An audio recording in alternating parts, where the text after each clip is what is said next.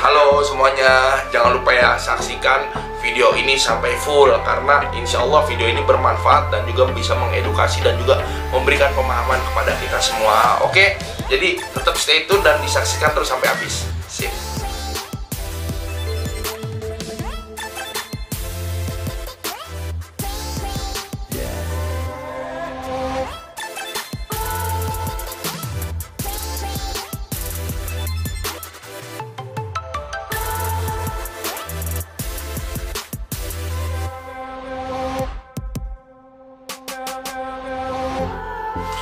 Assalamualaikum warahmatullahi wabarakatuh. Apa kabar sahabat syuting berat?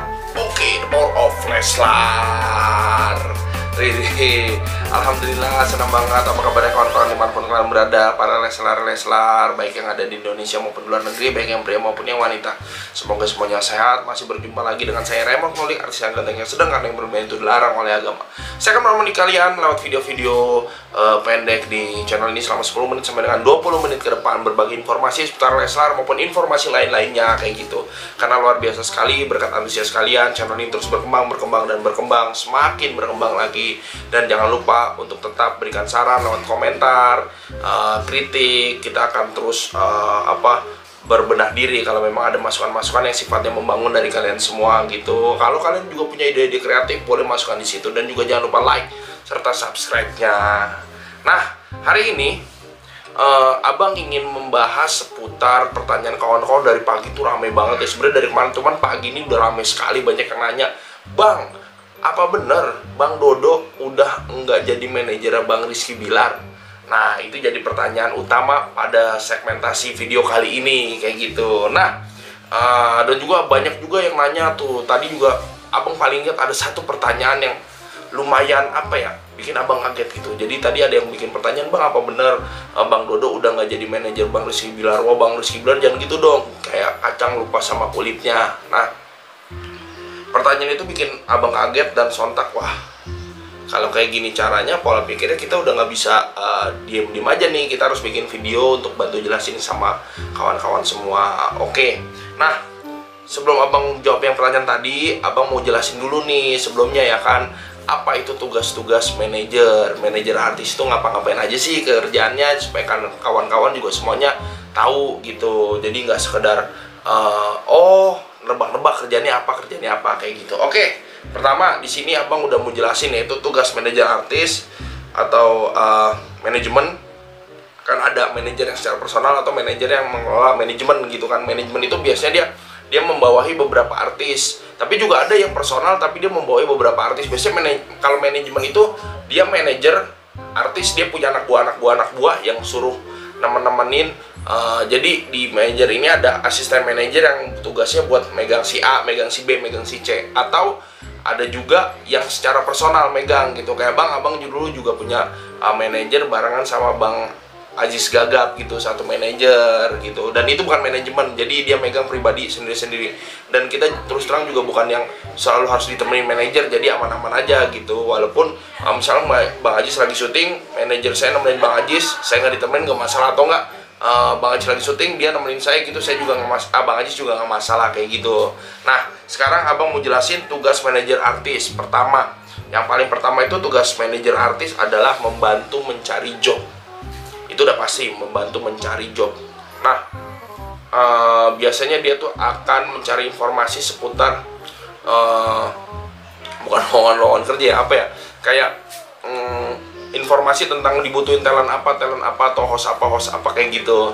Biasanya dia juga manajer ini mempunyai link yang kuat atau link kenalan-kenalan di setiap production house maupun di stasiun TV kayak gitu. Nah, seperti di sini Abang juga mau ngejelasin lagi nih, emang tugas mereka adalah mencari job untuk si talentnya sendiri. Tapi ada dua kutipan nih, manajer yang megang artis yang biasa atau manajer yang megang artis top. Biasanya tuh tingkat kesulitannya berbeda kalau lagi nawarin job. Contoh gini, misalkan kayak Abang dulu, Abang contoh artis biasa-biasa aja gitu kan, ngetop kagak gitu, tapi syuting enggak.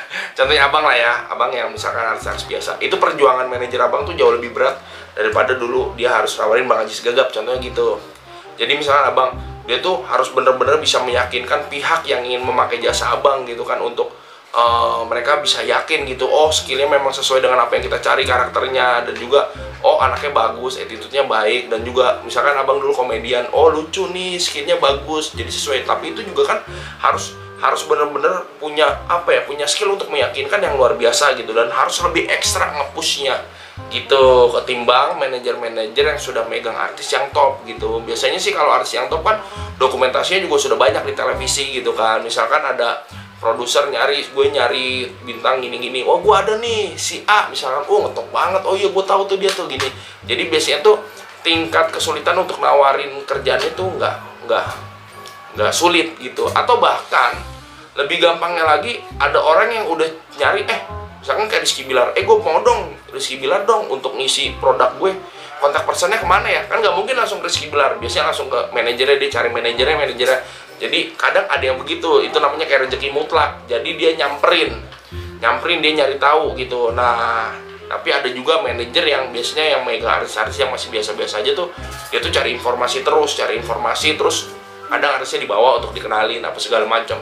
Biasanya kayak gitu. Tapi secara keseluruhan tadi garis bawahnya adalah tugas pertama adalah membantu mencarikan job gitu. Tapi sekali lagi, biasanya kalau artis-artis yang top banget dan lagi booming kayak Rizky Bilar, biasanya sih job itu datang sendiri, nelponin gitu.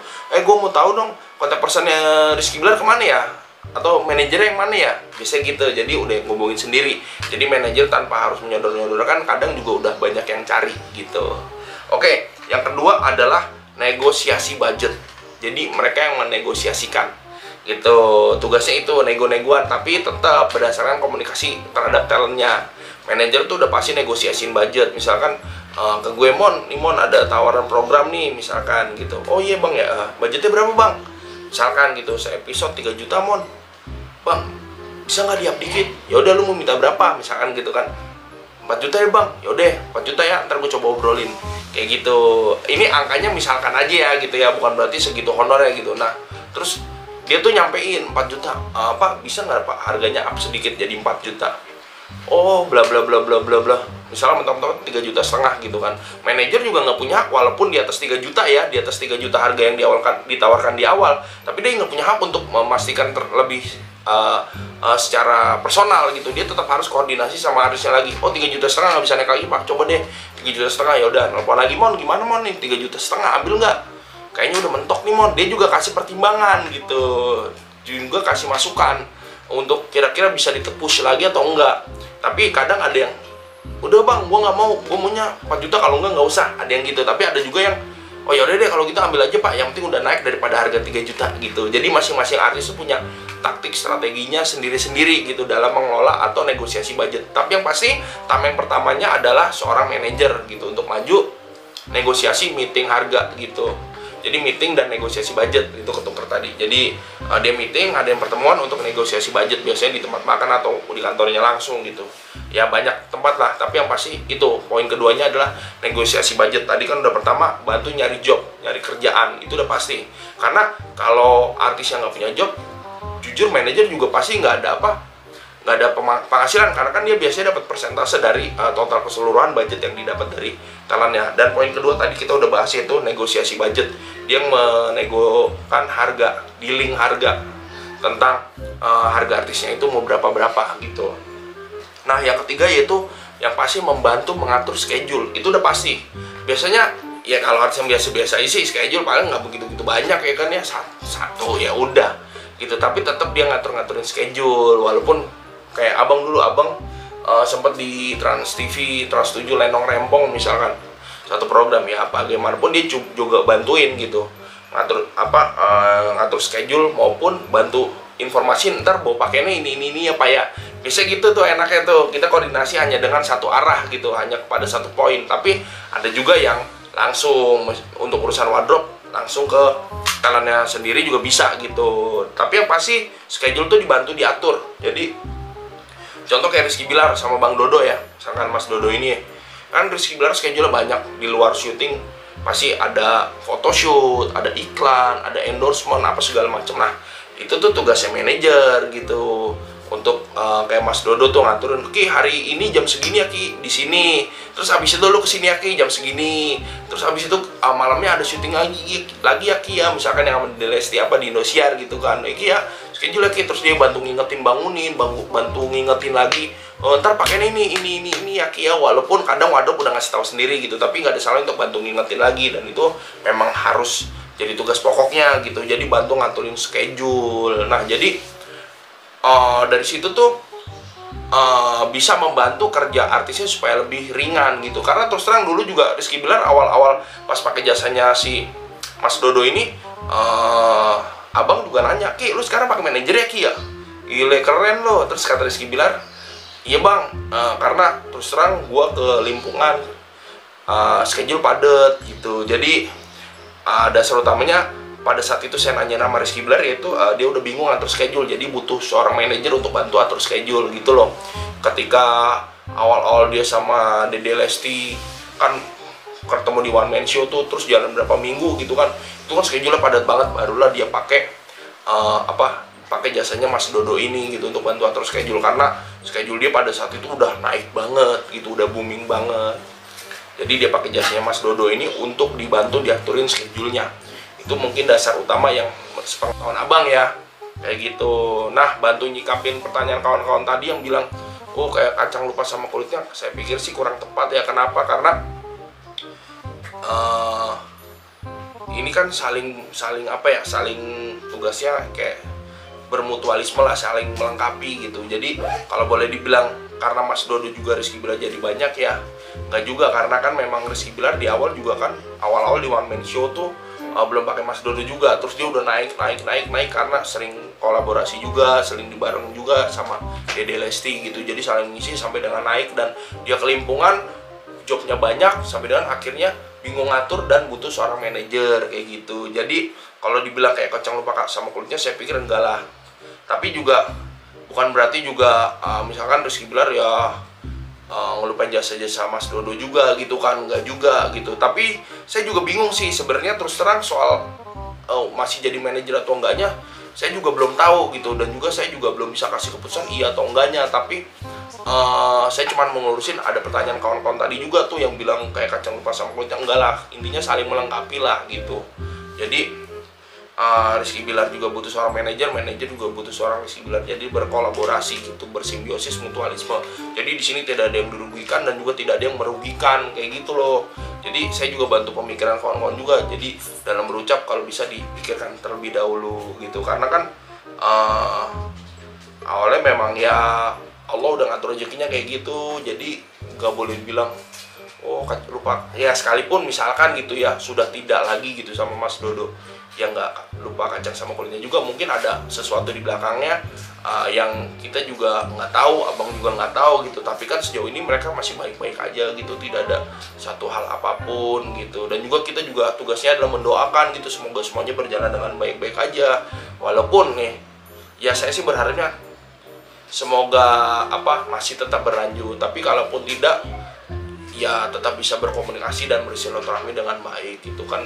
Kita tugas wrestler adalah mendoakan wrestlernya sendiri maupun circle wrestlernya supaya tetap sukses seluruhnya kayak gitu loh. Jadi sekali lagi yuk wrestler sama-sama tetap berpikiran positif, dan juga jangan pernah sampai ada yang berpikiran lagi kalau wah lupa kacang sama kulitnya ataupun ada konflik apa-apa, tetap berpikiran positif aja. Dan kalau memang ada berita-berita yang kurang mengenakan atau berita-berita yang menimbulkan tanda tanya, pure tolonglah kita hanya bisa menunggu sampai dengan ada ucapan yang terlontar dari kedua belah pihak gitu. Jadi jangan seperti mengadili atau mendahului gitu sebelum dari sumbernya langsung. Kayak abang aja sebenarnya nggak berani untuk ngomong lebih lanjut kalau belum ada berita-berita pastinya gitu. Makanya kayak di sini abang juga bilang soal keputusan betul atau tidaknya abang belum tahu gitu. Terus terang abang belum tahu, tapi di sini abang hanya ingin membantu meluruskan untuk kawan-kawan supaya tidak berpikiran negatif kepada satu pihak ke pihak lainnya gitu. Jadi ayo tetap semuanya tetap semuanya kompak, semangat, dan mendoakan baik pasangan wrestlernya maupun circle wrestlernya supaya untuk tetap kompak dan juga tetap bisa menjalin silaturahmi, karena kita ini semua satu kesatuan. Kayak gitu sih cukup. Dan yang pasti secara garis besarnya abang belum mengetahui seputar kepastian masih atau tidaknya Mas Dodo bekerja sama dengan Rizky Bilar kayak gitu. Insya Allah kita bisa dapatkan berita positifnya langsung dari sumbernya aja ntar gitu. Yang penting kita mendoakan yang terbaik aja. Oke, sekali lagi terima kasih sudah mau stay tune terus di channel Abang, dan sukses buat kita semua. Syuting beneran oke, The Power of Leslar. Assalamualaikum warahmatullahi wabarakatuh, dan semoga tayangan ini bermanfaat untuk kita semua. Dadah.